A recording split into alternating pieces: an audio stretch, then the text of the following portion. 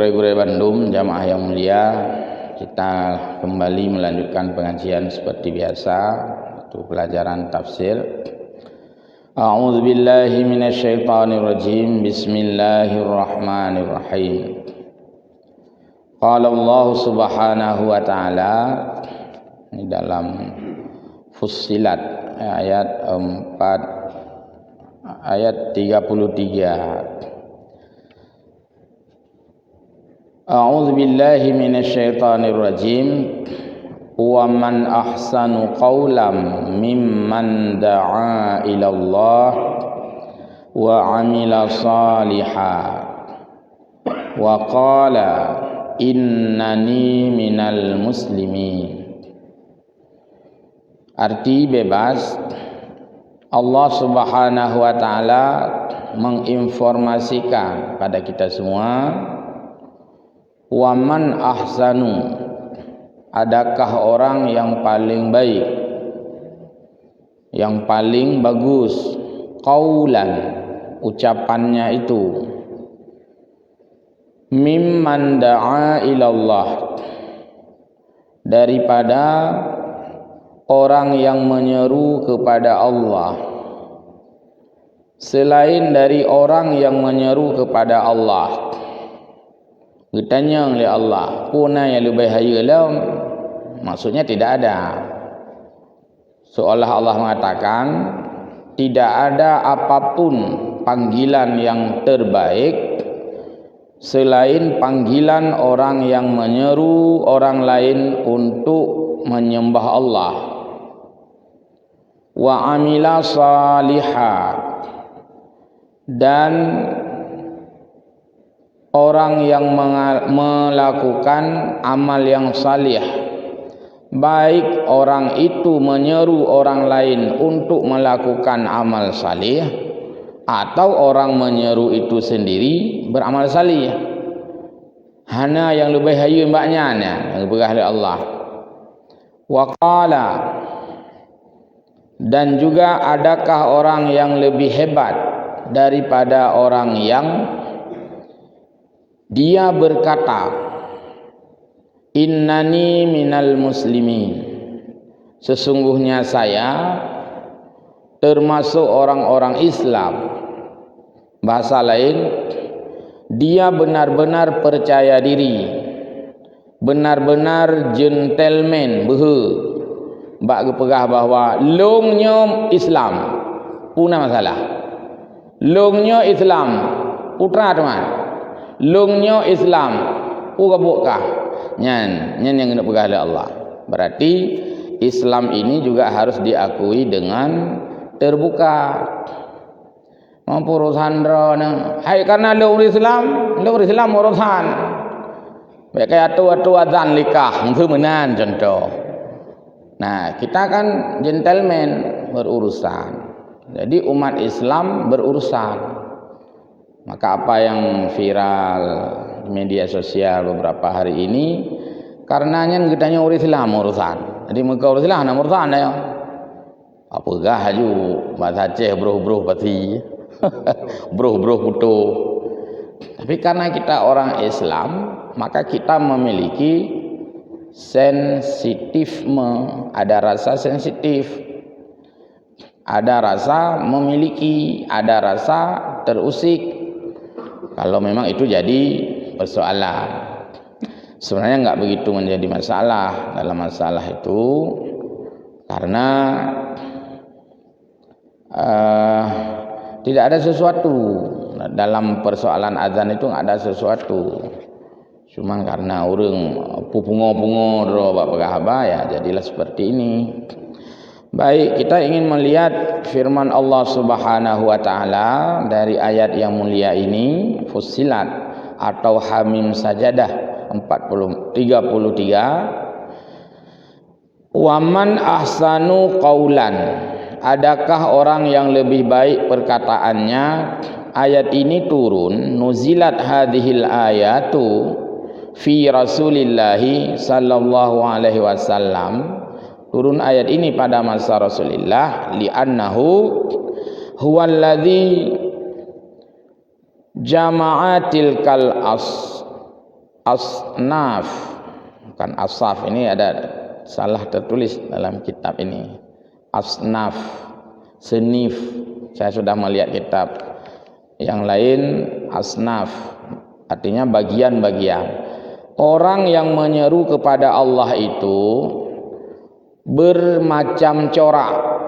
Cara orang mengajak kepada Allah bervariasi.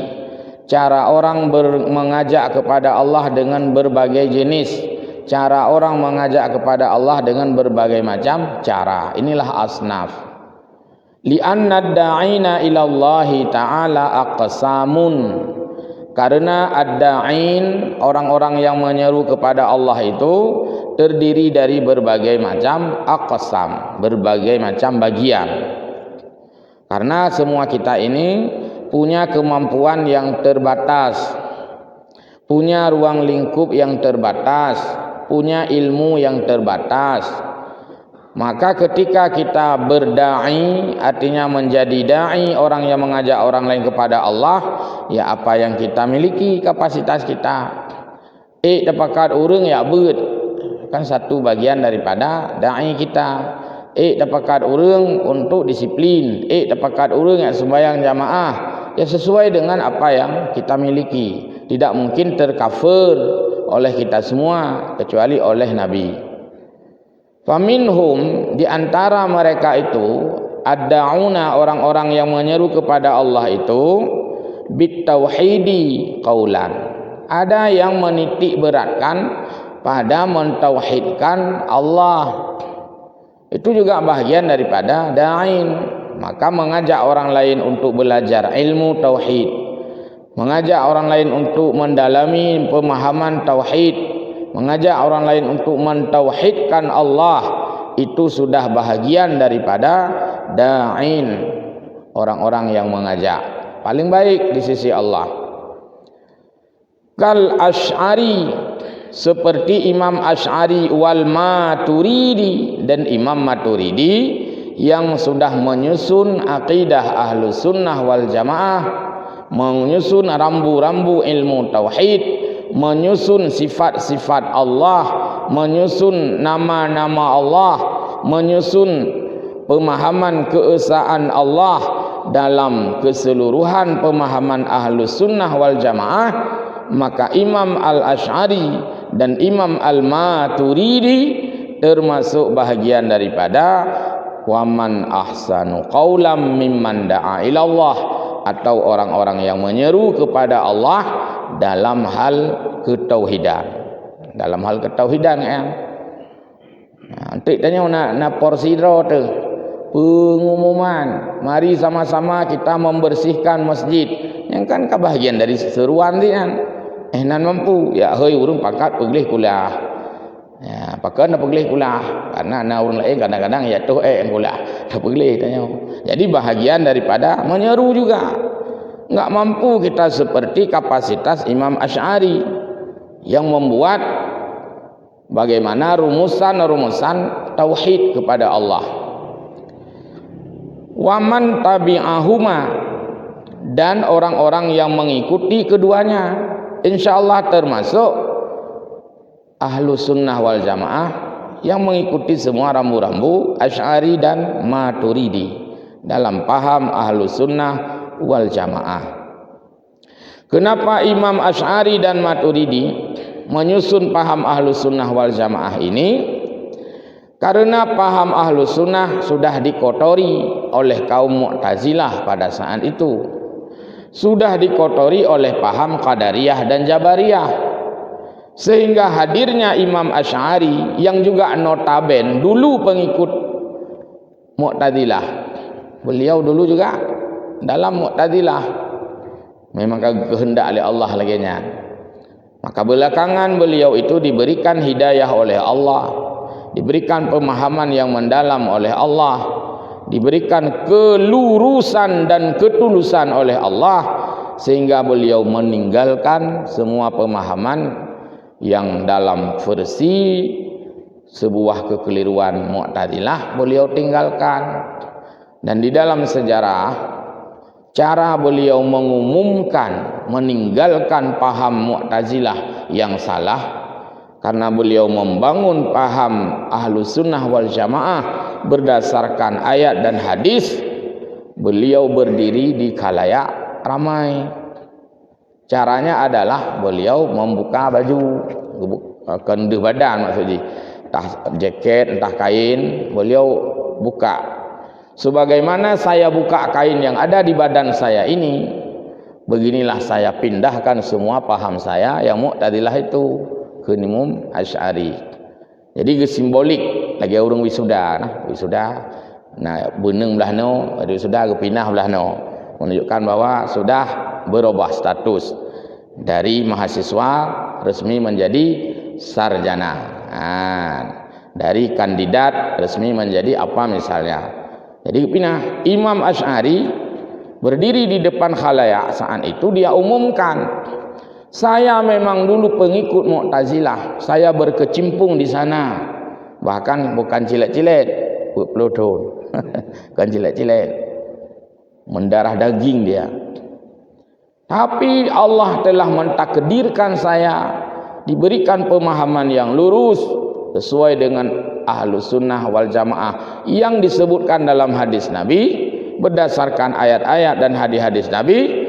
Maka saya merumuskan kembali bahwa paham Ahlus Sunnah wal Jamaah akan saya rumuskan dalam tulisan beliau, menjadilah paham Ahlus Sunnah wal Jamaah. Jadinya kan produknya salah, bukan produk beliau. Beliau bukan memproduk paham, tapi beliau menyusun supaya tidak ada yang salah paham dengan Ahlus Sunnah itu. Cuman sebagian orang susah juga diterangkan. Bahkan Nabi juga ikut kepu Imam Asy'ari yang tak jawabnya karena tidak tepat pertanyaannya.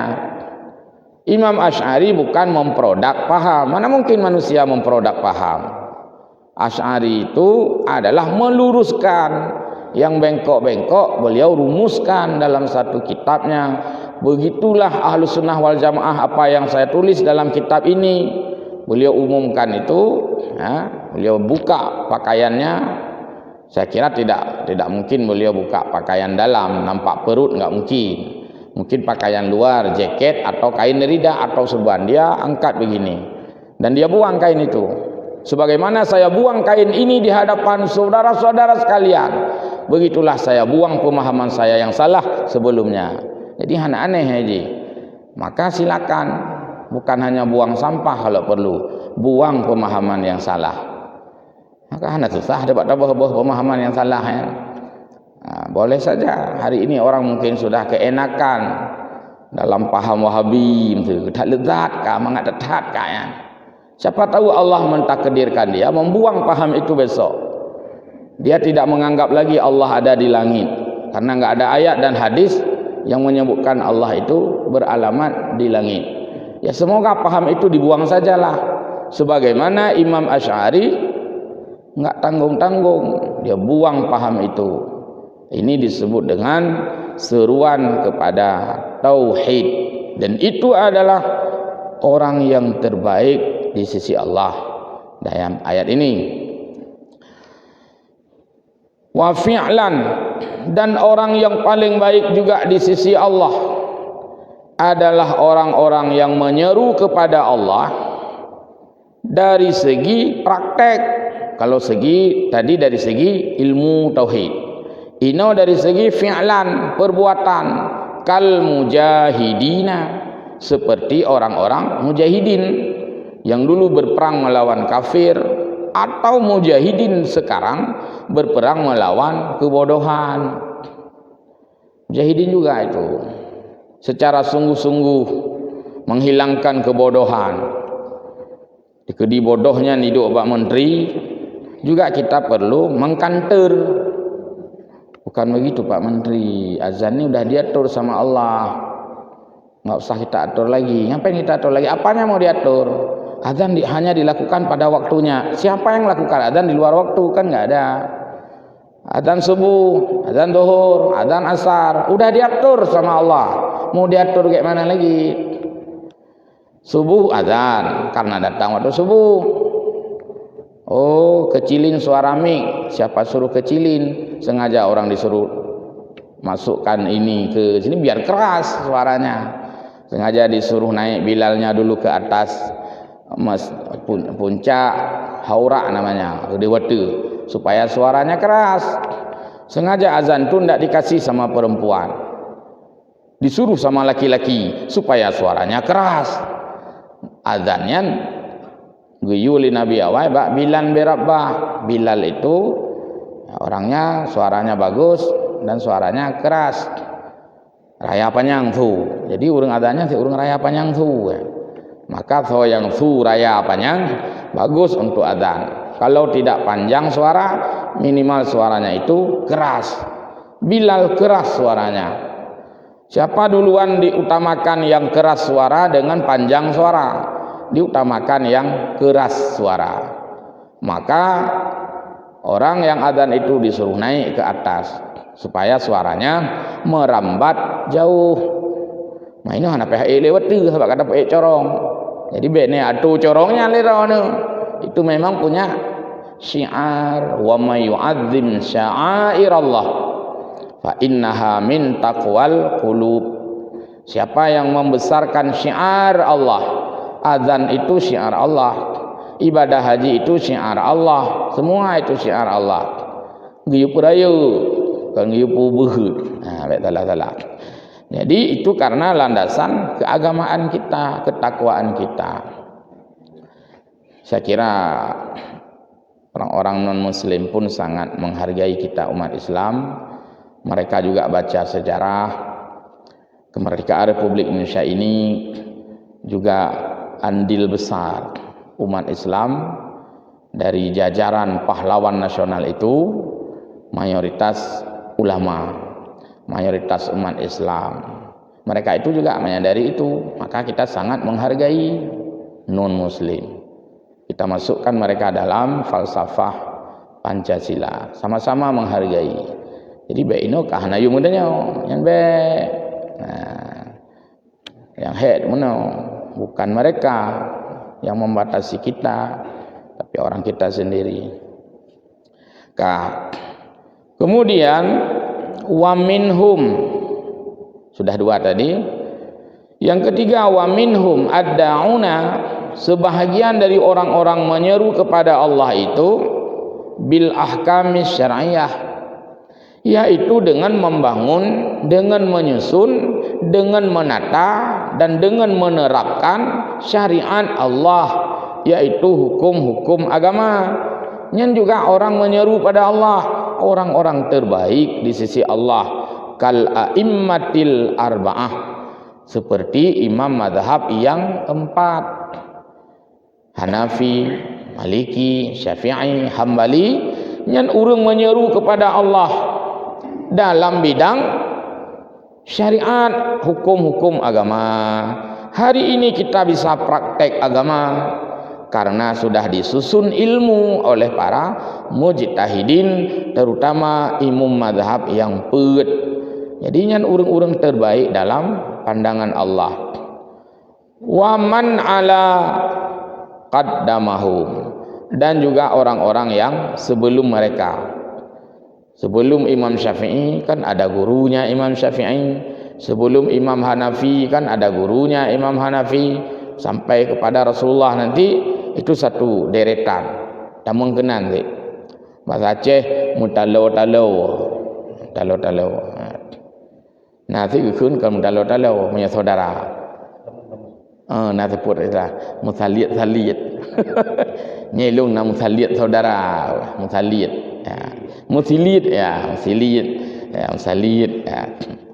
Jadi ilmuwan-ilmuwan agama dulu sebelum membukukan, mengkomposisikan ilmunya dalam suatu mazhab, tentu mereka punya guru-guru mereka. Maka juga kita baca kitab-kitab mazhab, misalnya mau lihat siapa, sampel saja. Imam Syafi'i misalnya, langsung diuraikan dulu nama lengkapnya, tulis nama lengkap. Nanti bab kedua, sejarah kelahirannya, orang tuanya, tulis. Kemudian rentetan guru-gurunya, tulis mandum dalam kitab. Jadi banyak dia mutsawurung. Maka ilmu itu pun terarah, disebut dengan bersanad. Pernah dengar ini ilmunya benar sanad. Apa itu sanad? Landasan. Kita mengajar ini sanadnya apa ini? Ya kitab ini. Tentu kitab ini punya sanad lagi sanad. Jadi bersanad itu ilmu yang memiliki landasan yang kuat, disampaikan oleh orang yang juga punya landasan. Dan tengah tabutnya Pak Imam Sawi misalnya, karena ini kitab tafsir beliau, tafsir Sawi. Dan lain-lain diterangkan oleh ulama-ulama sebelumnya, bersanad, berjalur. Ini istilahnya nak GPS, nak arah ilmu, arah. Bukan ditemukan tanpa dasar. Baik. Lalu dilanjutkan lagi, bizawalil hijabi al-kainat alal qulubi limusyahadati allamil ghuyubi. Ada juga ulama, kalau tadi imam mazhab yang 4 berkecimpung mengajak manusia untuk mengenal syariat Allah dalam tatanan hukum agama, maka masih ada juga yang lain lagi, yaitu orang-orang yang mengajak manusia untuk mengenal Allah dengan batin, dengan hati, yaitu dalam ilmu tasawuf, ilmu hati, untuk limusyahadati allamil ghuyub, dia merasakan kehadiran yang gaib Allah, dan juga dia merasakan hadirnya Allah. Patadu tarasa tanya-nyonya geu dari Allah nya dalam ilmu tasawuf juga mengajak orang itu pada Allah.